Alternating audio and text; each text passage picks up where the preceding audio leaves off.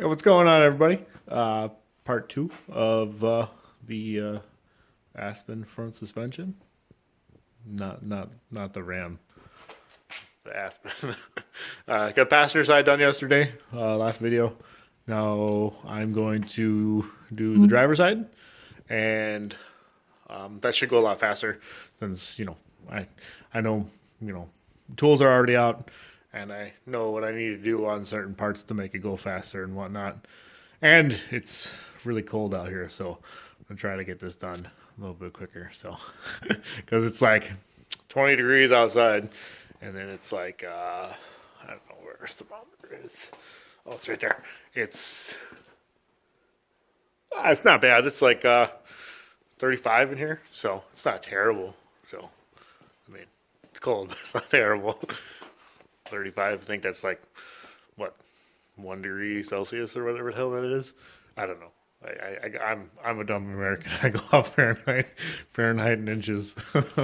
So we'll get hopping on that and get going. So I'll try to remember what I said I was going to show you guys in the last video. If not, I'm sorry. I kind of just shoot from the hip when I'm doing these videos because sometimes I just get too involved in what I'm doing and then just forget to record. So let's hop on. All right, so the first thing I did was I went back over here and I marked the torsion bar to that the key, and then I also marked it to the control arm. So then when I take them apart, they go back together the same way. You can do it without marking them, but I prefer to mark them because then I just mindlessly slap them back together, and then away they go.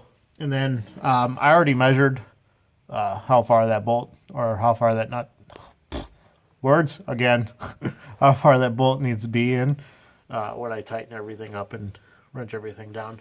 So now I'll take the clamp that on there, and then push that up, and then pull the bolt in that little puck out.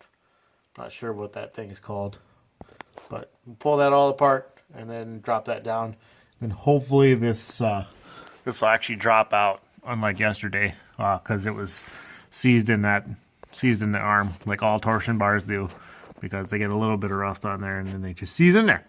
So we'll get hopping on that, and then hopefully this one comes apart. So we'll see. All right, so before we really dive into it, I'm going to take the fender line out, and like I told you guys yesterday, these are those clips. See if I can get out of the light. But these are those clips. They're pretty much like a rivet. Focus. All you do is have to press this, punch the center out with a small punch, and then those will let free, and then you just pop them out, just like you would with any other clip. So do that on all of them, and then I drill them out a little bit, and I put my new clips in there. So you got all those. I think there's either 4 or 5 of those. I'm not sure. And then you got 5 10 mil bolts. So there's one right there. There's 3 on the inner liner, which is right here, going to the bumper, and then you got two more in the front here. This one and that one. Yeah, this one and that one. Those 2. So you get all 5 of those off, and then that liner just pops right out, and then it makes it easier to get at your upper control arm, and that's pretty much it. It's literally the only reason why I take it off. It's just so I can get at that upper control arm a lot easier. So, and it doesn't take much effort to get, the fender liner out. So we'll get that out, and then we'll get the rest of the stuff taken apart. Hopefully I can fly through this today, because I don't want to be out here all night freezing my butt off. Let's see if I can do this without getting in the way. So all I got here is my little transfer punch and a little hammer. So I'll put that right in the center. So I'll push that, push the center of it out.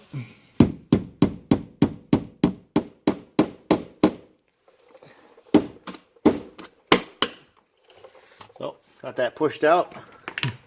Now I take my fancy little tools. Can't see because of the shadow. There you go. And that's pretty much it.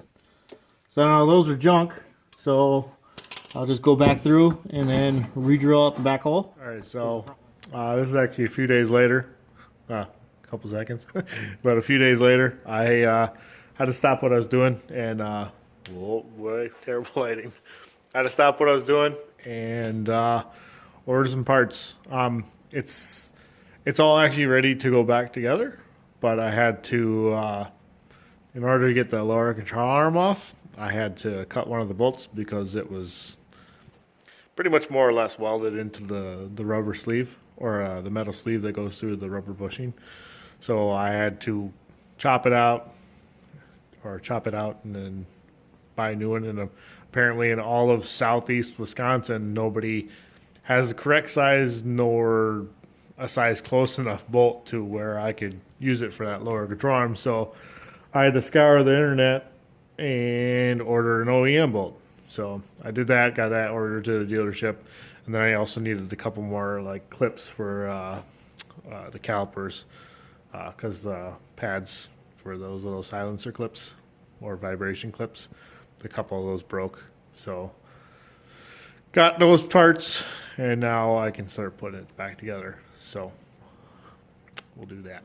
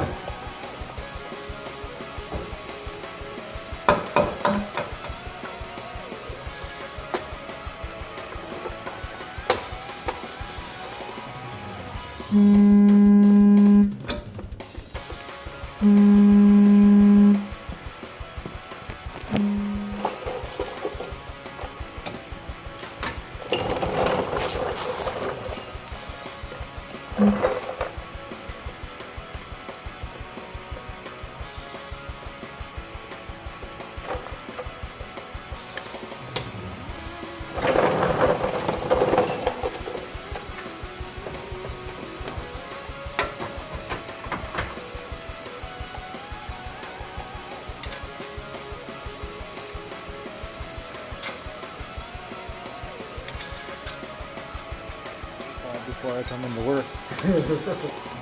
That's why I don't do that.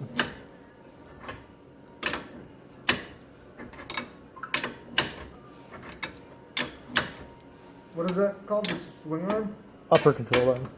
Upper what? Upper control arm. Oh. All right, so that's more or less it for the Aspen. I just finished putting the brakes on and new pads and new pads and rotors. You all don't need to see that. So we got all that squared away and ready to go. So it's all gone. all kinds of room for activities. So we got that done. I'm not sure what the next video is going to be. Might be the 200 grill. I'm not sure yet. I do need to finish buttoning this up. There's a few things I got to do. I got to finish the rear diff, check my levels and whatnot, make sure that's where it needs to be. I got to do the 7-pin for the trailer lights and stuff. I got to put that into the roll pan, bleed the brakes, and then a few more small things, and then this is good to go. So that should be done done for the season, unless I decide to start doing the body work on the bed, because I have the rear panels to replace above the wheel well. So I got those patch panels. So who knows? Maybe we'll do that too. I don't know. This will just kind of go as it is. But I do need to finish the 200 grill because it's just laying in there. So we do need to get that like JB welded and plastic welded all up and finished. So I'm rambling, so we'll leave it there, and then you'll just have to see what the next video is. So until next time, peace out.